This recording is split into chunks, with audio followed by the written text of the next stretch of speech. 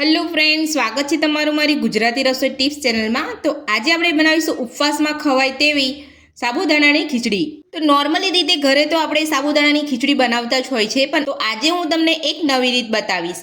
તો મારી આ રીતથી ઘરે કોણ કોણ બનાવે છે અને કોણ બનાવશે એ મને કમેન્ટ બોક્સમાં જરૂરથી જણાવજો। તો તમે જોઈ શકો છો, મેં અહીંયા 2 વાટકી જેટલા અહીંયા સાબુદાણાને અહીંયા 5 થી 6 કલાક માટે પલાળી રાખેલા અને બધું જ પાણી આપણે અહીંયા સાબુદાણાની અંદર ચૂસાઈ ગયું છે। તો જ્યારે પણ તમે આ રીતે ખીચડી બનાવવા માટે સાબુદાણા પલાળો ત્યારે તમારે અહીંયા સાબુદાણા ડૂબે એટલું જ પાણી ઉમેરવાનું છે। અને જો તમારે અહીંયા સાબુદાણાની ખીચડી બનાવવામાં થોડો તમારે સમય ઓછો હોય તો તમારે ગરમ પાણી એ જ રીતે તમારે સાબુદાણા ડૂબે એટલું ગરમ પાણી તમારે થોડું ઉમેરી દેવાનું છે। અને થોડીવાર તમારે 1 કલાક પછી તમારે બધું થોડું પાણી બચેલું હોય એ તમારે કાઢી લેવાનું છે અને તમારે થોડીવાર માટે ઢાંકી રાખવાના છે, એટલે એકદમ સરસ રીતે તમારા સાબુદાણા અહીંયા ફૂલી અને એકદમ છૂટા છૂટા તૈયાર થશે। તો તમે જોઈ શકો છો એકદમ સરસ દાણો આપણો અહીંયા પલળી ગયો છે। તમે જોઈ શકો છો એકદમ આસાનીથી અહીંયા મેશ થઈ જાય છે। તો હવે આપણે પલાળેલા સાબુદાણાને સાઈડ ઉપર રાખી લઈશું। તો સાબુદાણાની ખીચડી બનાવવા માટે મેં અહીંયા 2 બટાકા લીધા છે। તો હવે આપણે બટાકાને ઉપરથી છોલી લઈશું।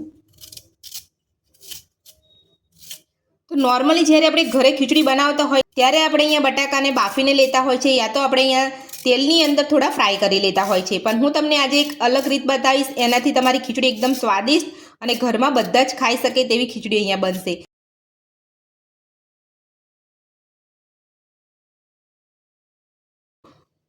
તો બંને બટાકાને આપણે અહીંયા છોલી લીધા છે।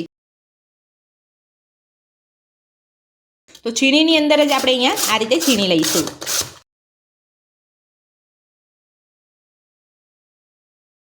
તો બંને બટાકાની છાલ કાઢી અને આપણે અહીંયા છીણી લીધા છે। તો હવે આપણે અહીંયા 2 થી 3 પાણીએ ધોઈ લઈશું।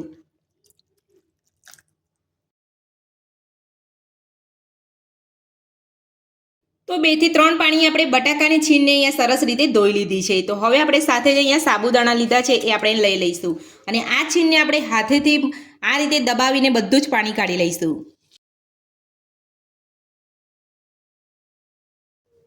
તો પાણી આપણે અહીંયા કાઢી લીધું છે। તો હવે આપણે અહીંયા સાબુદાણાની અંદર એડ કરી દઈશું। તો એ જ રીતે આપણે અહીંયા બધી જ છીણમાંથી પાણી કાઢી લઈશું। તો છીણમાંથી પાણી કાઢીને આપણે અહીંયા સાબુદાણાની સાથે આપણે અહીંયા છીણ એડ કરી દીધું છે અને આપણે અહીંયા આટલું પાણી નીકળ્યું છે, તમે જોઈ શકો છો। તો હવે આપણે એની અંદર મસાલા કરીશું। તો સૌથી પહેલાં મેં એક મિક્સર જાર લીધું છે। મિક્સર જારની અંદર મેં અહીંયા 3 ચમચી જેટલા સિંગદાણા લીધા છે। તો આપણે અહીંયા અધકચરા મિક્સર જારની અંદર પીસી લઈશું। જો તમે આખા સિંગદાણા રાખીને ખાવા માંગતા હોય ખીચડી તો એ રીતે પણ તમે અહીંયા બનાવી શકો છો, પણ મારી આ રીતે તમે એકવાર જરૂરથી બનાવજો। તો ઢાંકણ બંધ કરી અને આપણે સિંગદાણાને અધકચરા પીસી લઈશું। તો તમે જોઈ શકો છો આપણે અહીંયા અધકચરા સિંગદાણાને પીસી લીધા છે। તો હવે આપણે પીસેલા સિંગદાણાને પણ અહીંયા એડ કરી દઈશું। તો સિંગદાણાનો ભૂક્કો ઉમેર્યા પછી હવે આપણે અહીંયા સ્વાદ પ્રમાણે મીઠું ઉમેરીશું। તો આપણે અહીંયા ફરારી મીઠું લીધું છે। તો મીઠું ઉમેર્યા પછી હવે આપણે અડધી ચમચી જેટલું કાશ્મીરી લાલ મરચું ઉમેરીશું। 2 ચમચી ખાંડ ઉમેરીશું। અડધા લીંબુનો રસ ઉમેરીશું। હવે આપણે અહીંયા મસાલા કરી લીધા છે। તો હવે આપણે હાથની મદદથી બધું જ મિક્સ કરી લઈશું।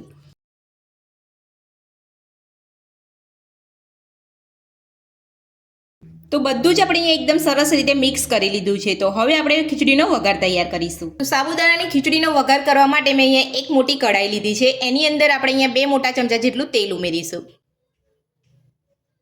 તેલ આપણે અહીંયા ગરમ થવા દઈશું। તો તેલ આપણું અહીંયા ગરમ થઈ ગયું છે। તો હવે આપણે ગરમ તેલની અંદર 1 ચમચી જીરું ઉમેરીશું। તો સાથે જ મેં અહીંયા લીલા 2 મોરા મરચાં લીધા છે ઝીણા સમારી, અને અહીંયા મીઠા લીમડાના પાન લીધા છે। તો હવે આપણે બધું જ અહીંયા ઉમેરી દઈશું। તો જો તમે સાબુદાણાની ખીચડી તીખી ખાવા માંગતા હોય તો લીલા મરચાંનું પ્રમાણ તમે અહીંયા વધારી શકો છો।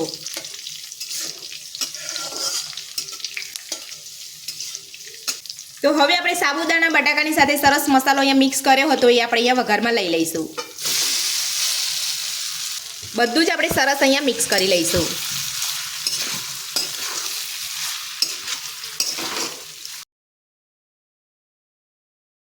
તો બધું જ આપણે અહીંયા સરસ મિક્સ કરી લીધું છે। તો હવે આપણે ઢાંકણ ઢાંકીને થવા દઈશું અને વચ્ચે વચ્ચે 2 મિનિટ આપણે અહીંયા ફેરવતા રહીશું। તો 2 મિનિટ થઈ ગઈ છે। તો હવે આપણે એને ચેક કરી લઈશું।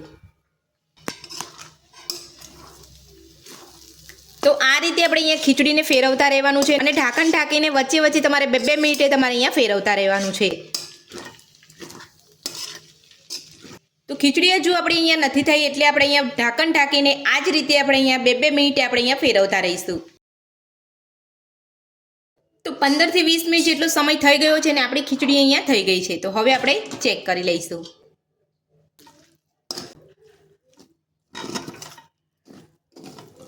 તો સાબુદાણાની ખીચડી બનીને આપણી અહીંયા તૈયાર છે. તો હવે આપણે એની અંદર લીલા ધાણા ઉમેરી અને બધું મિક્સ કરી લઈશું.